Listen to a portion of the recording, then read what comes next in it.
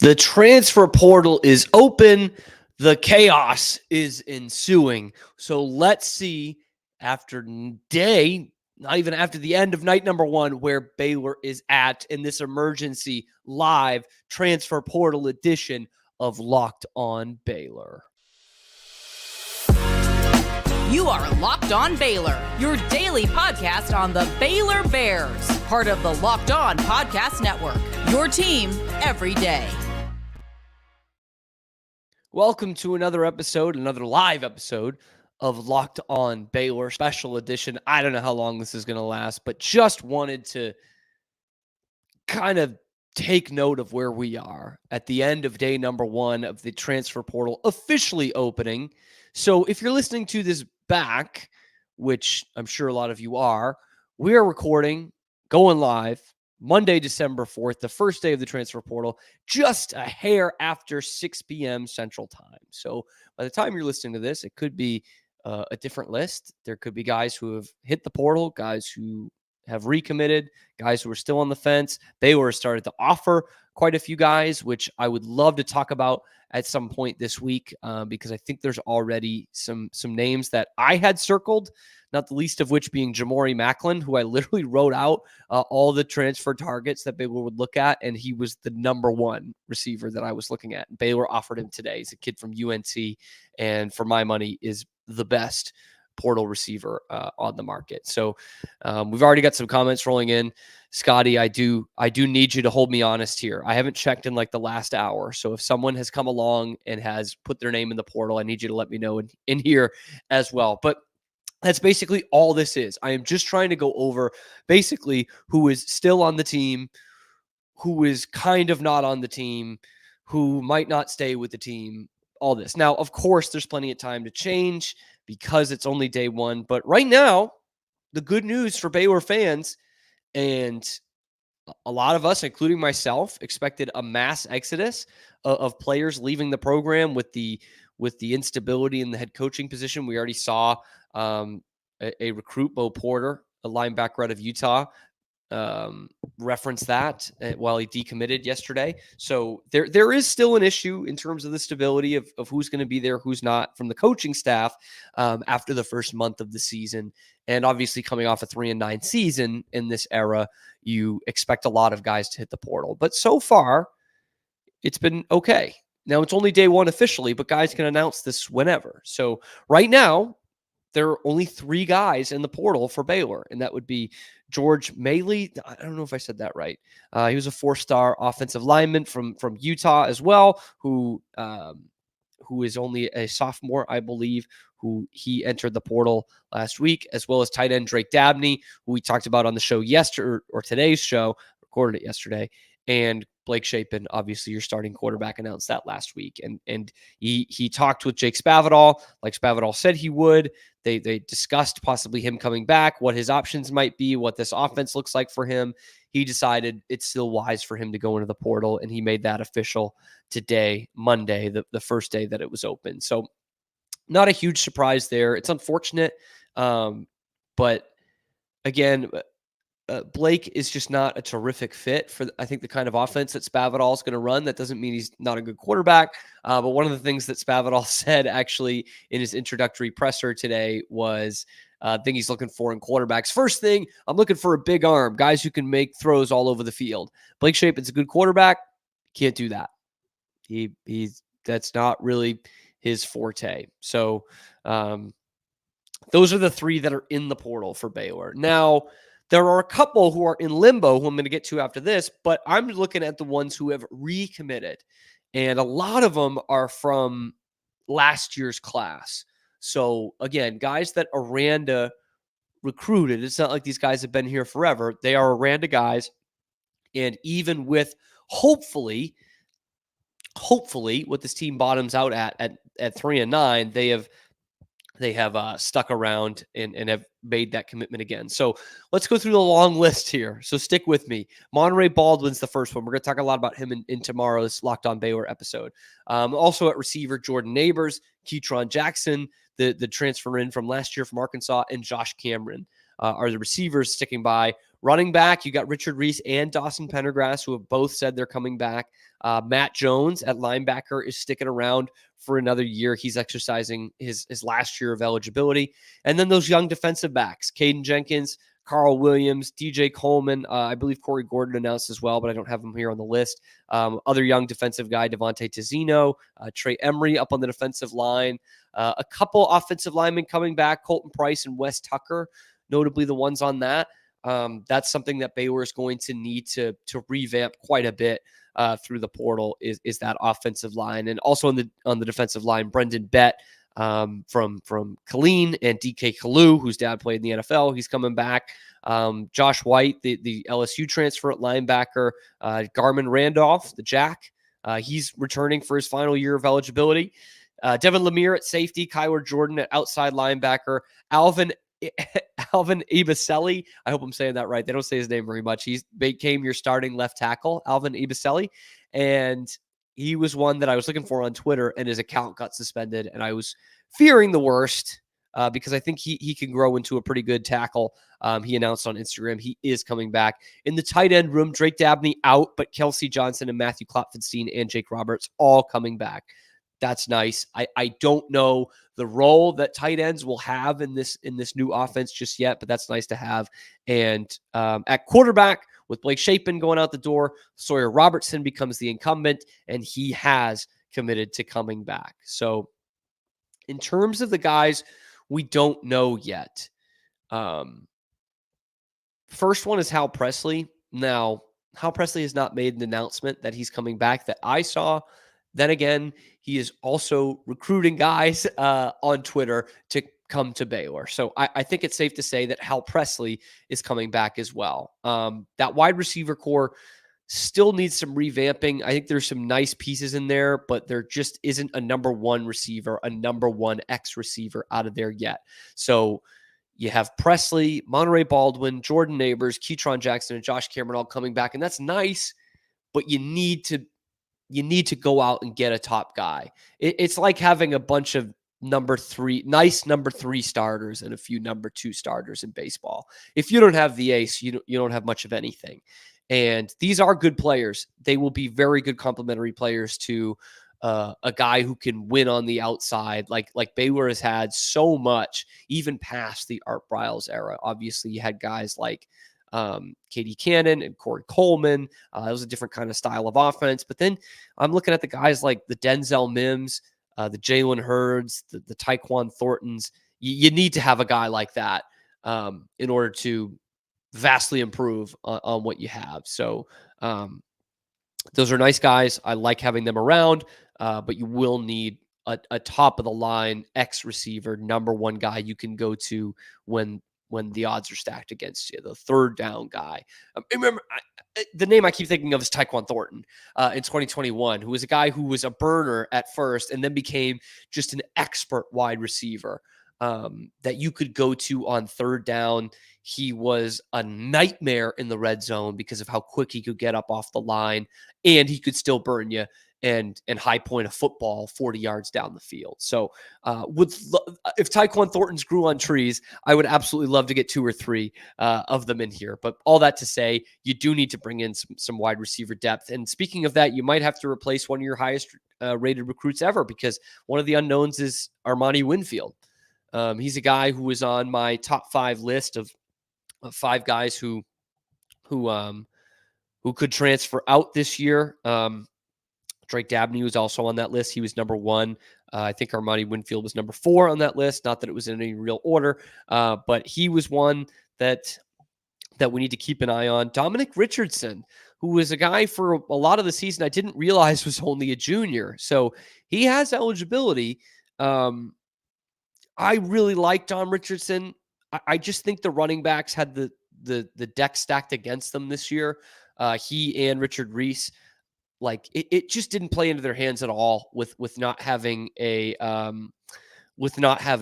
good offensive line at all, and being down so much in games. So I would love to see how Dom Richardson and Richard Reese can impact a spread offense. I think Richard Reese is going to fit in very well, like a Shock Linwood, type runner or a Lake Seastrunk even type runner. So we'll see on that. A quick note on Armani Winfield. Scotty B says he wants the Boise State starting quarterback to come to Baylor. So that's okay. That's positive. That's like what Hal Presley is doing. So if they're recruiting guys to Baylor, unless he's got a vendetta against this Boise State quarterback, I think that means he'll probably be coming back.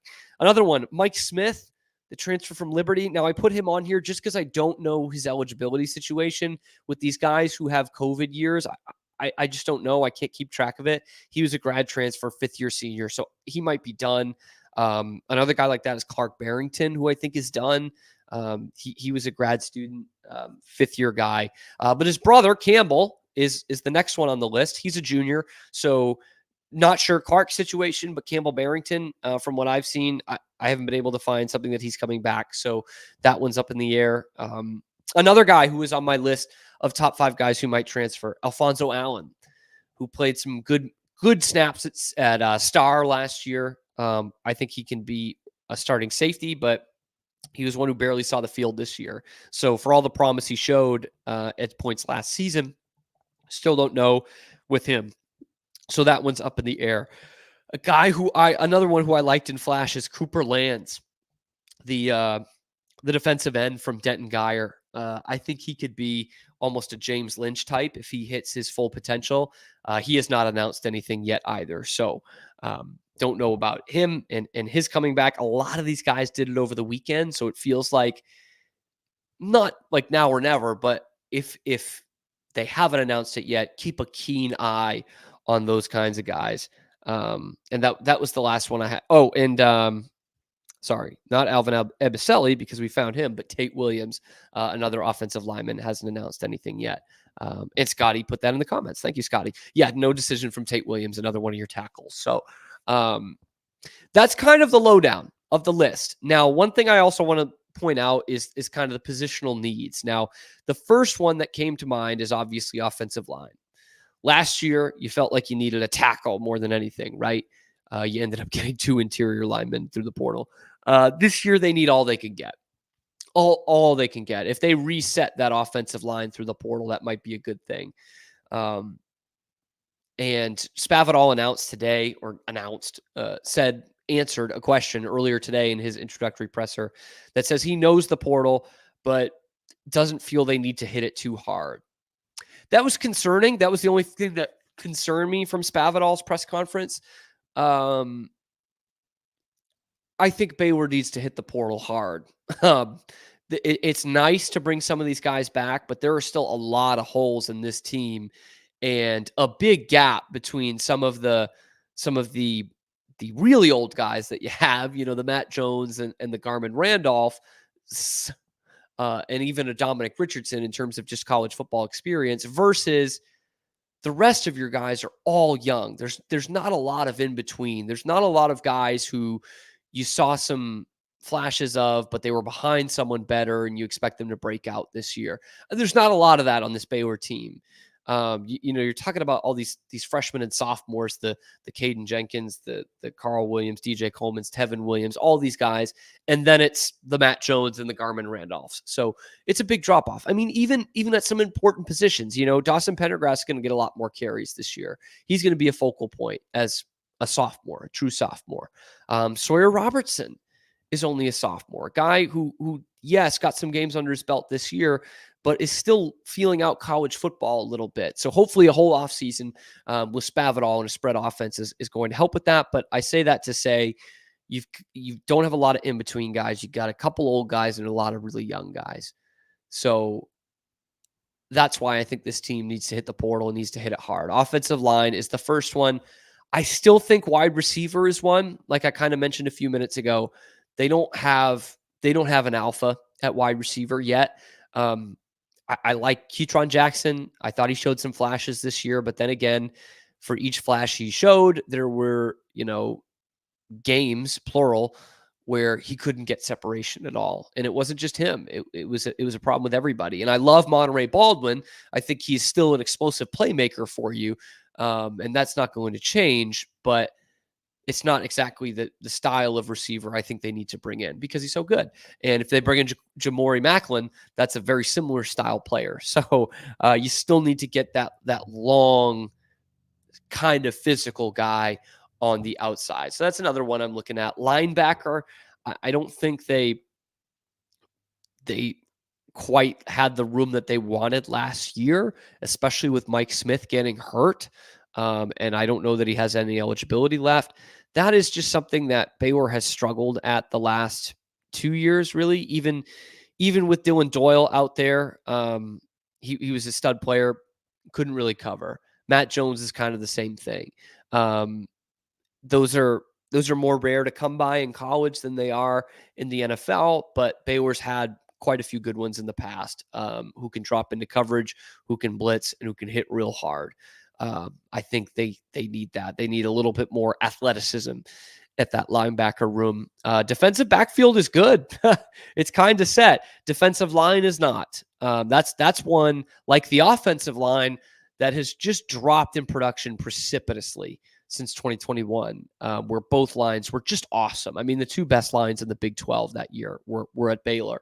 And then last year, they let one or two guys go, but they added Jackson Player, who was a TFL machine at Tulsa, Waco native, and he didn't give you much. Siaki Ika gave you a good season, but not as good as the year before, and he wasn't getting to the quarterback a lot, but he was stuffing the run because he's a nose tackle. Gabe Hall is gone. He came back, or he came on strong the last couple of games of this season, but overall a little underwhelming for a guy who was preseason All Big 12. I don't even think he made an honorable mention list.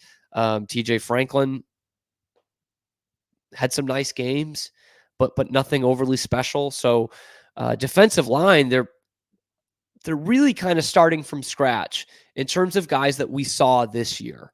Okay, that doesn't mean these freshmen who were on the bench can't play.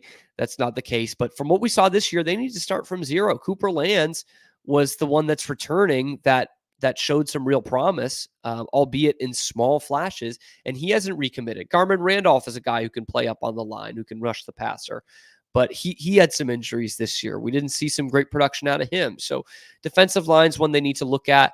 For as good as I think they are at corner, I would love to see another safety or two in there. Devin Lemire is coming back, but that's something they've been thin at, and haven't really replaced the last year or two with guys like Al Walcott going out the door, and Devin Neal going out the door, and Christian Morgan graduating. They didn't really replace those guys. So interested to see if Alfonso Allen sticks around, because for as thin as they were at that position, he still wasn't getting a lot of playing time. So would love to see where they're going at there.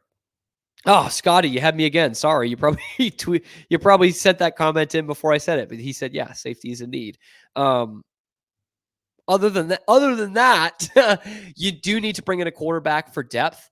Spavital said that today in his presser. He said if Blake was coming back, we wouldn't need to do that.